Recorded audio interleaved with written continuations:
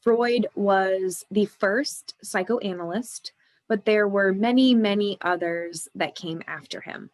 Let's take a look at Anna Freud, Alfred Adler, and Carl Jung. Let's take a look at some of their contributions. Anna Freud was also an Austrian psychoanalyst, and she was the youngest of Freud's 6 children, which means she was also born into a Jewish family, and her Jewish heritage would lead her and her family in the late 1930s to leave her homeland in search of a safer place for the family. She was responsible for studying a variety of psychoanalytic principles, but she had 2 major contributions that I think are worth mentioning in this particular lecture. Number 1, she promoted play therapy. It was a version of psychoanalysis, but for children. She would allow them to play with toys, to color, to do things that kids normally did while she conducted their therapy sessions. And she found that this was a good way to get the children to both relax and to be more open with the therapist. Number 2, Anna spent quite a bit of time studying her father's defense mechanisms. We know that both Sigmund Freud and Anna Freud studied defense mechanisms, and these ideas are still relevant today. They are still something that we study today, something that we consider in therapy. These ideas did not fall out of favor, like some of his other ideas. Vienna was a very popular place for psychoanalysis in the early days. In fact, there eventually was an institute set up in Vienna specifically for training other psychoanalysts. Alfred Adler was also an Austrian physician. He earned his MD in 1895 from the University of Vienna, the same place that Sigmund Freud went to school. In 1907, he began corresponding with Freud. They got along really well, shared a passion for mental illness treatment. Again, Freud referred to it as hysteria or psychoanalysis, but they both had an interest in helping their patients get better. However, in 1911, because Adler did not agree with every single thing that Freud said, for instance, Alfred didn't put as much emphasis on the sexual nature of personality development. Freud didn't like that, was fed up with Adler, and kicked him out of the group. After Freud kicked Adler out of his group, Adler began to formulate his own theory. He called it individual psychology and began to publish his ideas in the 1910s. He emphasized the importance of free will in personality development. He believed that people have more control over their behaviors than Freud had proposed. So he looked at things like our goals for the future, what we want out of our lives. According to Adler, those goals have an impact on not only our personality, our stable behaviors over time, but also on behaviors in any given moment. He also said that we are driven by a need for superiority, that all of us have this innate drive, this innate desire to perfect the self, ourself, and to integrate all the different parts of our personality. It's important for us to integrate those different aspects into one, understand who we are with those different unified aspects of our personality, and then perfect that whole person. According to Adler, when we are born, we develop what he called social interest, the innate potential to be able to work with other people to meet our goals. We're all born with a desire or a willingness to work with other people in order to reach our goals because we can't reach them on our own. He believed that the evils of the world, war, racism, drunkenness, drug addiction. He believed that these evils stem from a lack of feeling like you're part of a community. So in infancy, this desire to work with others shapes our behavior later on in life, to the point where if we don't work with other people, if we don't make social connections, then we are at a higher risk of behaving in inappropriate ways. He also said that we develop feelings of inferiority in childhood as we recognize that we are inferior to our parents. Our parents are in control, they make the decisions, they tell us what to do, they tell us what to wear, what to eat, and so on. As a result, we feel inferior not only to our parents, but sometimes it can carry over in our relationships with other people. In order to overcome these feelings of inferiority, we have to compensate. If we can't compensate, we develop an inferiority complex. If we compensate too much, we develop a superiority complex. An inferiority complex involves low self-esteem, feelings of hopelessness and helplessness, and difficulty coping with the stress of life. People who have an inferiority complex feel really small all day long, every single day, and they find it extremely difficult to deal with the demands of life and to develop relationships, much needed relationships with other people. A superiority complex results when we spend too much time or invest too much energy in compensation. Someone with a superiority complex has an exaggerated opinion of themselves. They think very highly of themselves, and sometimes without the proper evidence. These individuals also think of themselves as highly successful, highly accomplished, and generally don't see themselves as the rest of the world sees them. But that's also true for individuals who have an inferiority complex. Both of these complexes are similar to defense mechanisms in that they distort reality. And the reason for that is to help the individual overcome the negative feelings that they are experiencing. In order to help his patients overcome these complexes and deal with some of the other symptoms that they experience, he analyzed their words and their behaviors during therapy. He would take notes during therapy, unlike Freud, who would always wait until after the patient left to write down notes. He analyzed their words and behavior during therapy. He used dream analysis, and he studied their earliest childhood memories. All three of these things, all three of these methods, were all designed to try to access the unconscious forces that were creating or were thought to be creating the issues that people were experiencing. Interestingly, instead of a couch, Adler was reportedly the first person to ask patients to sit in a chair and face him.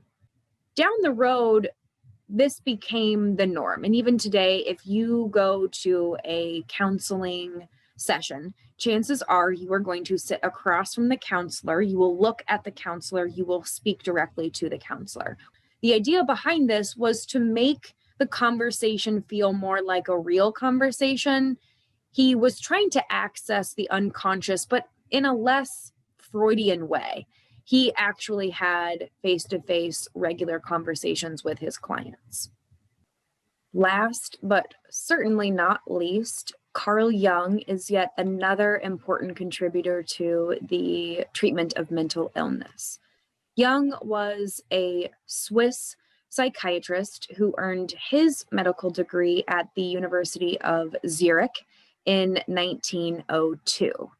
In 1906, he started corresponding with Sigmund Freud and quickly became Freud's protege. For many years, Freud thought about Carl as his spiritual son, his spiritual heir.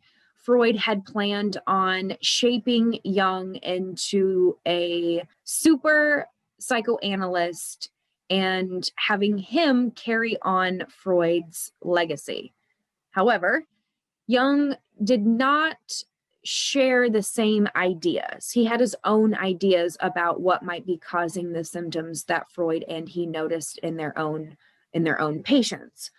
Jung ended up getting kicked out of Freud's special group in 1913, and as soon as he got kicked out of the group, he started working on his own ideas. When we talk about this relationship between Freud and Jung, I think it's very important to show this picture. It's an iconic photo.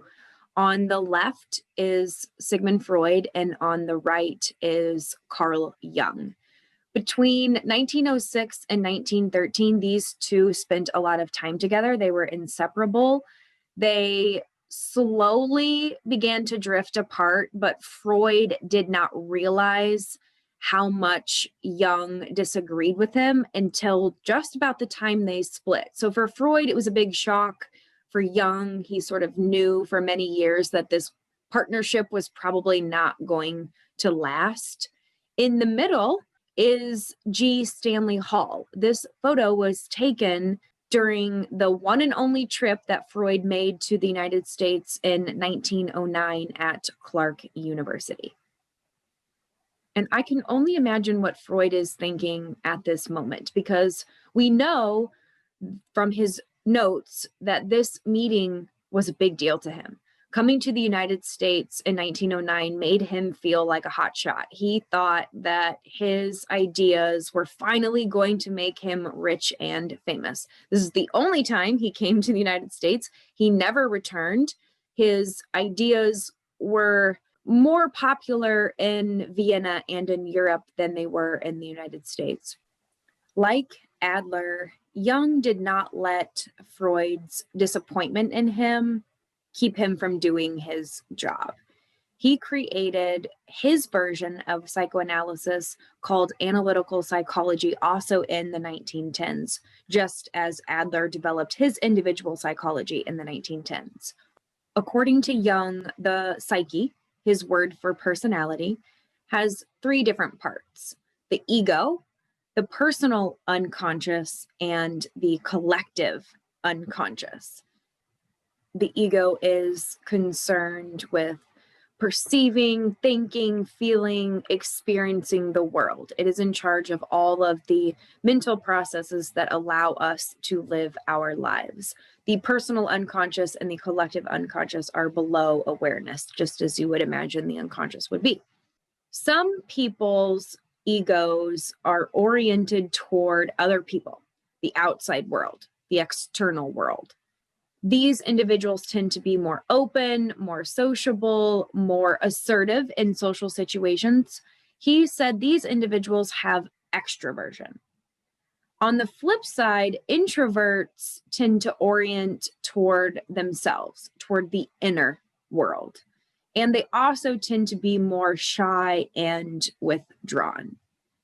Carl Jung was the first person to contribute this idea of introversion and extroversion. There would be many more personality theorists who would come after Jung, and they would use this dimension of extroversion and introversion, but we really owe the concept to Carl Jung. The personal unconscious is where all of our trivial or disturbing memories are held. And this information, while it's not in our awareness, it can be easily accessed and brought into awareness. So little effort is required to access the personal unconscious. Large numbers of experiences, say you're somebody who experiences the same weather throughout your entire life. You live in the same region of the United States and you experience the same weather over and over again. According to Jung, experiencing the same thing over and over again can lead to a complex. but it doesn't have the same negative connotation that it did with Adler's theory. According to Jung, a complex is simply a collection of emotions, memories, perceptions, thoughts that are all organized around a common theme. One of Carl Jung's most controversial ideas was his concept of the collective unconscious. According to him, this is the part of our personality where universal experiences and knowledge from our ancestors is held. He believed that everyone is born with information about how to be a human. And this information comes from our ancestors. Generations and generations of reproduction have allowed these ideas to be transferred from thousands of years ago to today. The collective unconscious includes all of our instincts when it comes to survival, and it also includes what he called archetypes.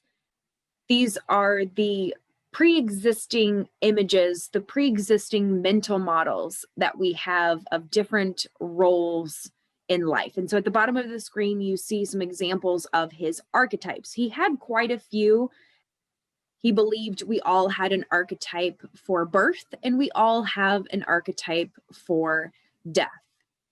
He suggested that we also have an archetype for the earth, for wind, fire, water, and this information is innate. We don't necessarily have to learn it in order to understand it. And so if someone was raised in isolation and had no contact with any other humans, they would still have this information in their collective unconscious because it comes from our ancestors and is passed down from generation to generation. Jung believed that mentally healthy individuals are able to regulate and adapt their different parts of their personalities.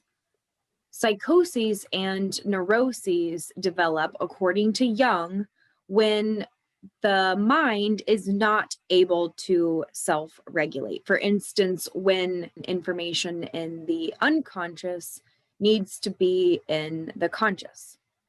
In order to treat the symptoms that result, he believed, once again, like Freud and Adler, that we needed to tap into the unconscious, that we needed to bring information from the unconscious into the conscious in order to maintain a balance between the two. He also used dream analysis like the other two.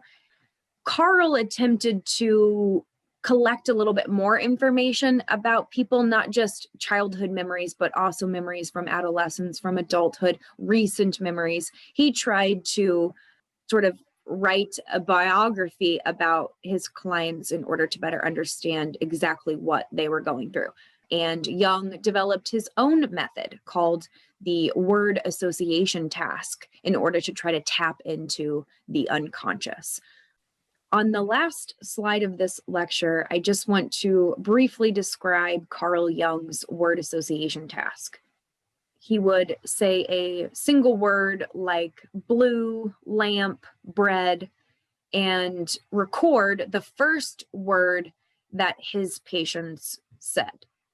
Jung's word association task was similar to Freud's free association, except Jung used just one word and asked his patients to respond with just one word. He took notes in the sessions. He timed the amount of time that people took to respond.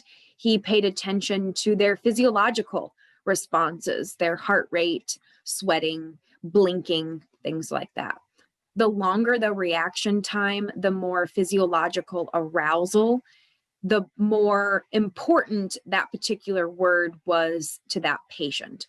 When he was able to identify these important words, it helped him decide what to talk about, what part of the personality, what part of the person's life is causing the issues. The table you see here on the slide was made by Carl Jung. I found it in one of his articles. You can see his stimulus words in the leftmost column, the reaction time, the amount of time it took for the client to respond, and then you can see the actual reaction, what they said. In this table, he's showing you the responses of his hysterical patients, the ones who were experiencing the neurological symptoms that we've been talking about in this lecture. So you can see, for instance, when he would say the word rich, his patient would respond, money, I don't know. Well, that's a normal response. I think for many of us, when I say the word rich, one of the first thing that comes to your mind is money. But because they responded with that I don't know, technically that they're not following the instructions. So according to Jung, this might be something that he needed to explore more. It took a little bit longer for this particular patient to respond to the rich word. So there might be something going on. Maybe that person was raised in a poor environment. Maybe that person has great aspirations and is struggling to make money. Whatever the reason, that word in Jung's mind was probably a word that needed to be explored more through therapy. That is it for the week 12 lecture. Thank you again for sticking through another video. Next week, we're going to continue with our study of mental illness treatment with part 2. We will look at the emergence of clinical psychology. We will also look at some of the medical approaches to the treatment of mental illness. I have lots of videos to show you within next week's video.